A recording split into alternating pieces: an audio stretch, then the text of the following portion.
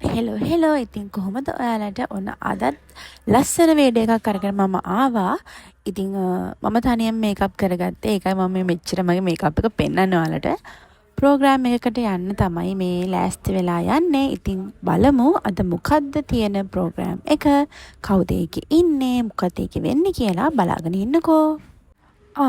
ඔයාලා මගේ මේකප් එක කොහොමද කියලා පොඩි කමෙන්ට් එකක් දාගෙන යන්න. මොකද මම තමයි තනියම දාගත්තේ. මම ඇත්තටම ආසයි මගේ මේකප් එක මම තනියම දාගන්න. ඒක පොඩ්ඩක් අර මං ආසයි ඉතින් ඒ එන විදිහට සැලොන් එකට ගිහලා දාගන්න තියෙනවා නම් ගොඩක් හොඳයි. ඉතින් ඒත් මට වෙලාවක් නැති නිසා මම කරන්නේ තනියම පුළුවන් විදිහට කරගන්න එක. ඉතින් අපිට දැන් කරලා වීඩියෝ එක නෑ. ඔව්. වීඩියෝ එක නෑ.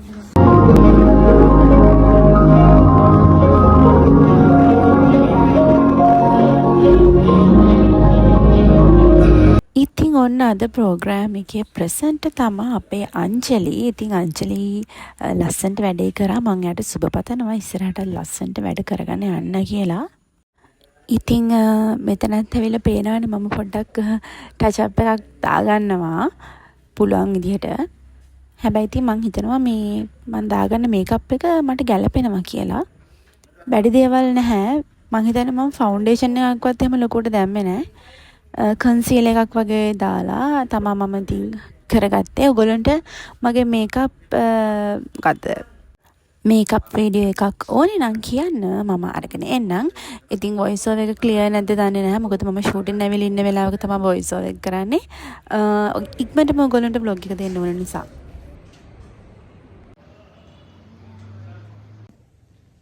හලෝ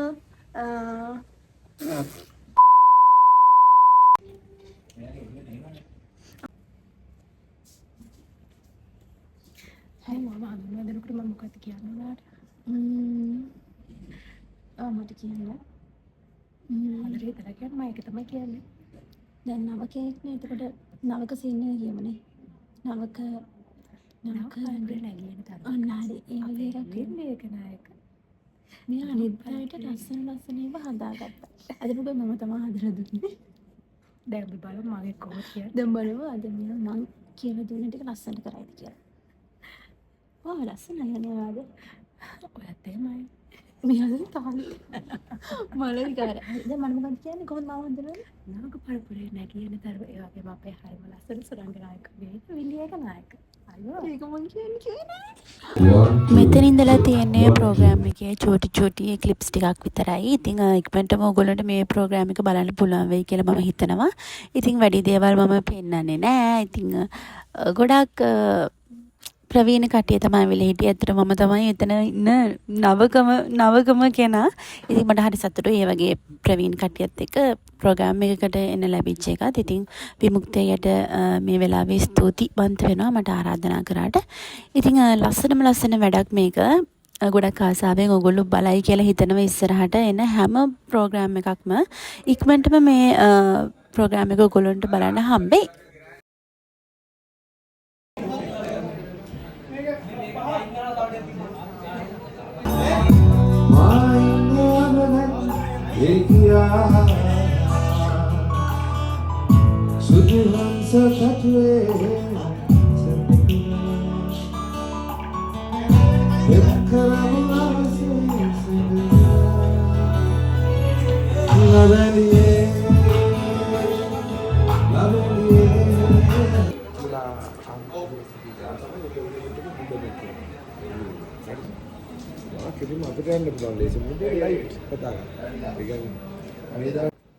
අපි දැන් අංජලිගේ පළවෙනි ප්‍රෝග්‍රෑම් එක කරා යාළුවනේ. හරිද?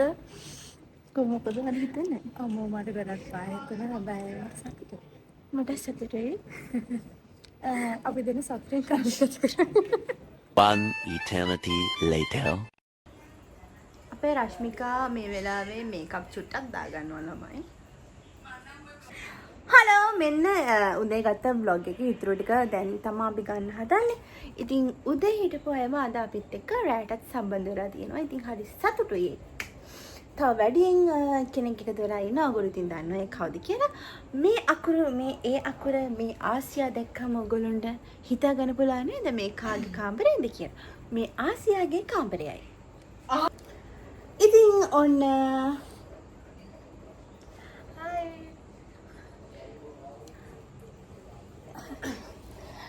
හායි. ඉතින් මොකද අද දවස ගැන කියන්න තියෙන්නේ ඔයාගේ අත්දැකීම කියන්න බලන්නද? මගේ අත්දැකීම ඒක පස්සේ. ඉස්සෙල්ලාම එයාගේ අත්දැකීම්ද මගේ අත්දැකීම? ඔයාගේ කියන්නකෝ.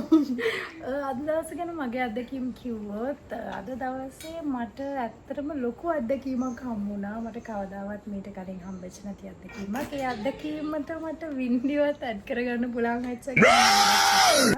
ඉතින් අපි අත්දැකීම ඉවර කරගෙන මේ ආවේ මේ අත්දැකීම මේ ලස්සනද කියනවා මෙතන ඇත්තටම එතන කැතයිද? නැත්තන වාටම කිව්වේ නෑනේ මොකද? එතන ඒ විදිහට මම ගොඩක් අය ඉස්සරහම ගොඩක් කියන්නේ. අපිත් එක්ක විතරයි. ඉතින් අපි අංජලිගේ මේ අලුත් ගමනට සුබ පතනවා.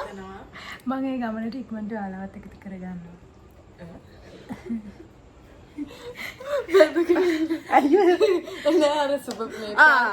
සාදු.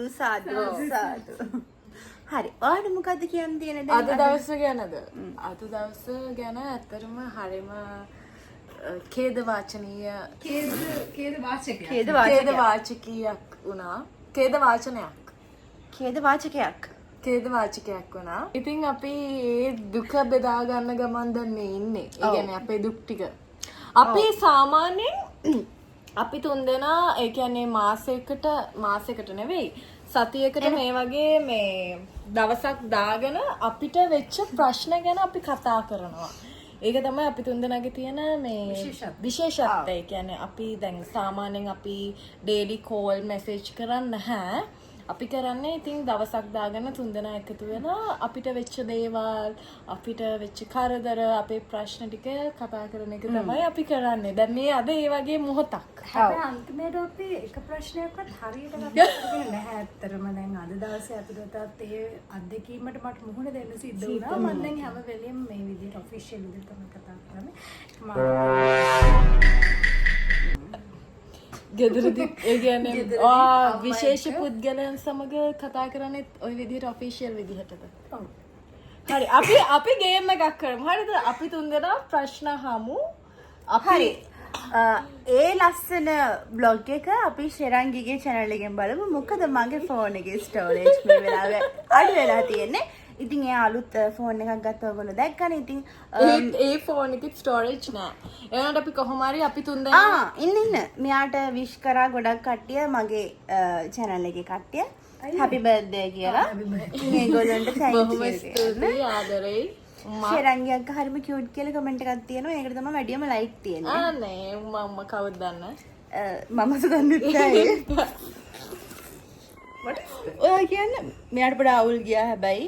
ඒ කියන්නේ මෙයාට අවුල් ගියේ මෙයාගේ thumbnail ෆොටෝ එක හරි ගියේ නෑ. ඔව් මම මගේ කැත ෆොටෝ එකක් මෙයා දාලා තිබ්බා. මම වහාම කරුණා කළාම කෝල් කරලා දෙකම එකයිනේ. නෑ වහාම කරුණා කරලා දෙකම එකක්ද දෙකක්ද කියලා බාර දෙමු අපි අපේ ප්‍රේක්ෂකයන්ට එකක්ද දෙකක්ද කියලා කියන්න. අද උදේ මානසිකත්වයේ ඉන්නේ මෙතන ඇවිල්ලත් මොනවාද කියනවා. ඒක අපිට හුරු නෑ. එච්චර වැදගත් අංජලි කෙනෙක් අපි දන්නේ නැහැ. දැන් වෙලාව අපිට ඔයගොල්ලෝ දෙන්න 12ට කාලේ. ඔව් 12ට කාලයි. මම ඇත්තටම මම 8:00 වෙදි නිදා ගන්න කෙනෙක් වශයෙන් මේ වෙලාවේ අමාරුයි. නමුත් අපි ගේම් එකක් කරන්න යන්නේ. ඒක මගේ ලාග්ගකින් බලන්න. අපි එහෙනම් මෙයාගේ බ්ලොග් එකෙන් හම්බෙන එකන් ගිහලා එන්න. බයි.